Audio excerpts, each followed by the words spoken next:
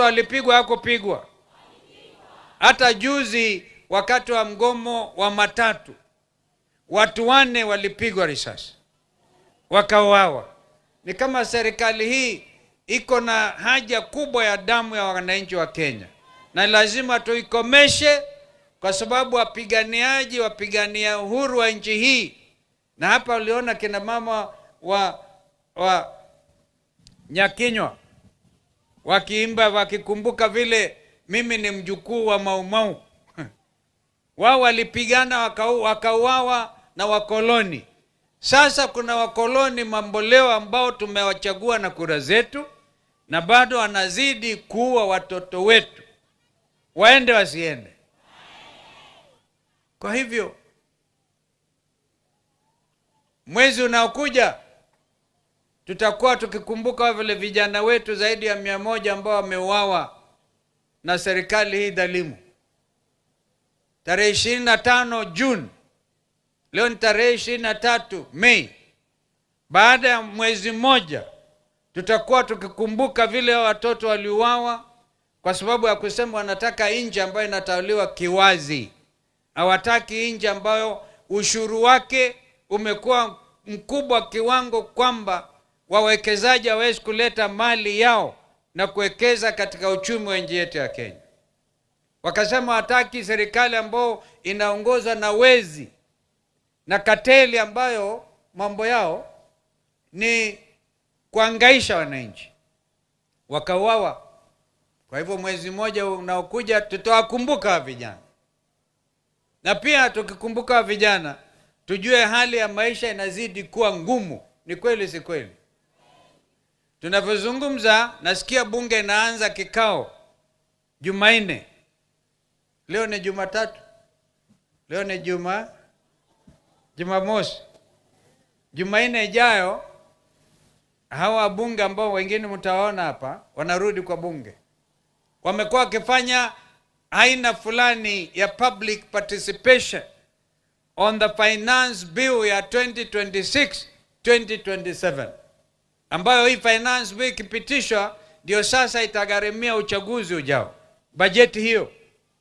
Na kwa hivyo tayari sisi kama United Alternative Government tumeangalia na tukaona makadirio mengine hapo ni ya kuumiza zaidi wananchi.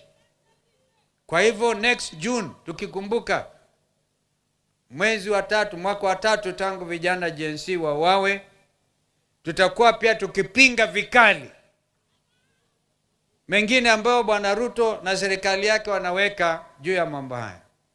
Na kwa hivyo tunafanya haya kwa njia ya amani. Mkutano huu tunakutana katika hali ya amani, na tunataka amani idumishwe nchi yetu. Now, have you ever imagined for you to gain lasting peace, you have to sacrifice, sometimes bitterly, because peace is not the absence of sometimes conflict. Conflict can bring peace. Na watoto ndio walifanya mambo hayo.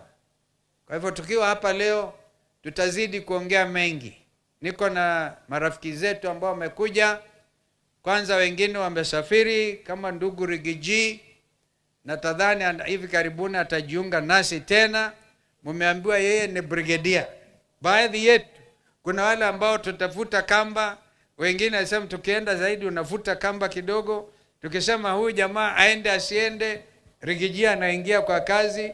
JB Mturi mwanasheria sawasawa, ambaye sasa nchi mahali tumefika ni wakati wa kuweka mambo wazi. Kama wananchi wa Kenya hawawezi kukubali serikali ambayo inaongozwa na ufisadi. Ufisadi ukipotea, tutaimarisha amani yetu ya Kenya. Haki ikipatikana, haki, human rights, haki hata katika environment yetu, haki ikipatikana, amani itadumu hata zaidi. Lakini tukiondoa mambo hayo, hatuwezi kuimbaimba amani na nchi inazorota. Kwa hivyo itakuwa ni jukumu ya kila mmoja wetu kujitoa kikamilifu tukomboe nchi yetu.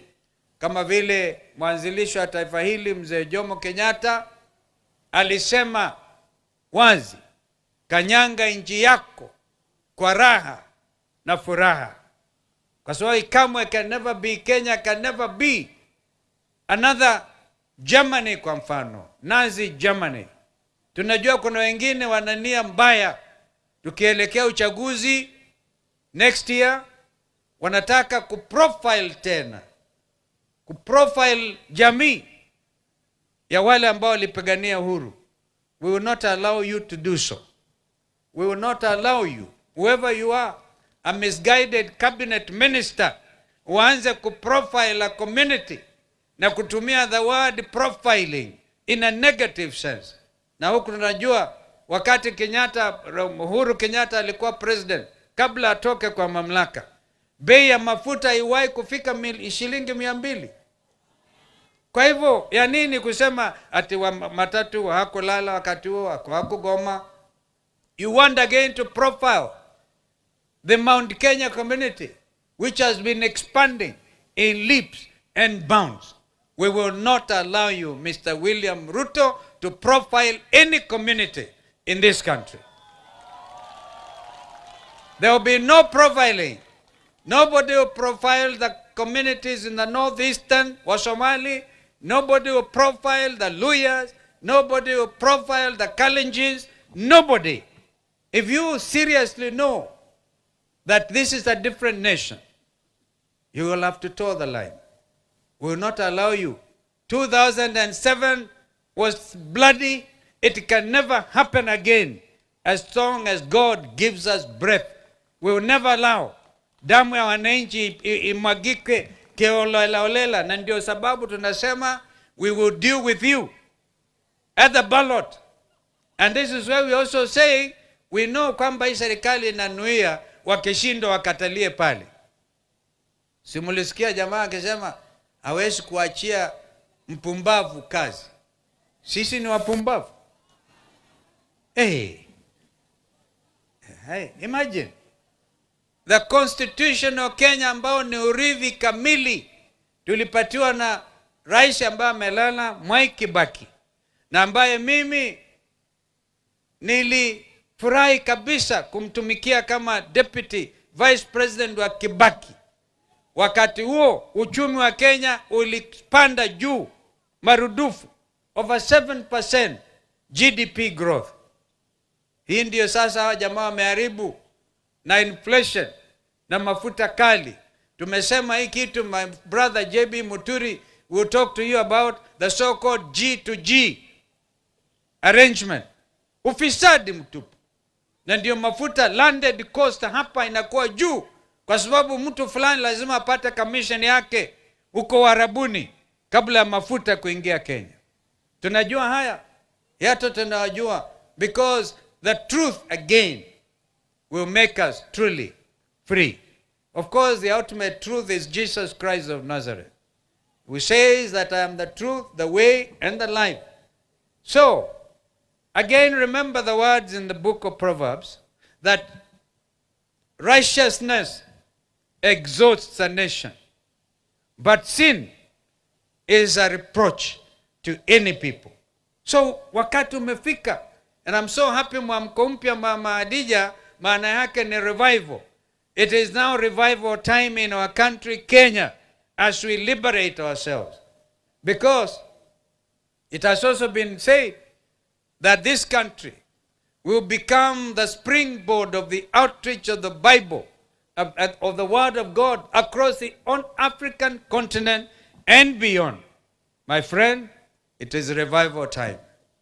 Kwa hivyo mimi nataka nikome hapo kwa kusema nimeweka mambo matatu wazi kwamba tutawaenzi vijana wetu mwezi ujao. Tutaanza kupinga this already innocuous as published, and I think that the Committee of Parliament dealing with budget na mambo kama watakutana waanze kuchambua mambo hayo. We will come in strong opposition this time as United Alternative Government.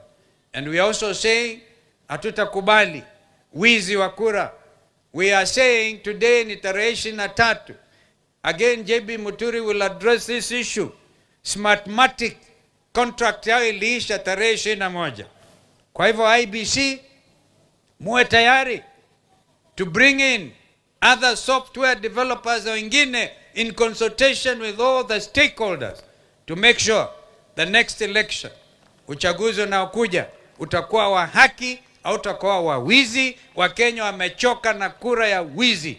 Never again are we going to accept mambo hayo. Bwana Yesu asifiwe. Asanteni sana. I think I will now invite my brother JB Muturi straight away. I don't know whether unge pale ama kuja tu hapa. I think come here.